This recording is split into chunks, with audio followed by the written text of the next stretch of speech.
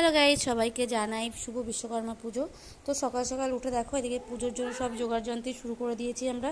প্রথমেই সুজি লুচিগুলো করে নিয়েছিলাম, তারপর একটু তোমাদের ফলগুলো শেয়ার করলাম। মেজ দিয়ে আবার দেখো লুচি বেলছিল, আমি ভেজে নিচ্ছিলাম। তো আমরা দোকানে চলে এসেছি, যে দোকানে এসে সব কিছু মেজ দিয়ে আর আমি একটু গুছিয়ে নিচ্ছিলাম। গুছিয়ে নেওয়ার পরে ব্রাহ্মণ চলে এসেছিলো। তো আমাদের পুজো প্রায় শেষের দিকেই, চলো তোমাদের সাথে একটা ছোট্ট একটা শর্ট শেয়ার করি।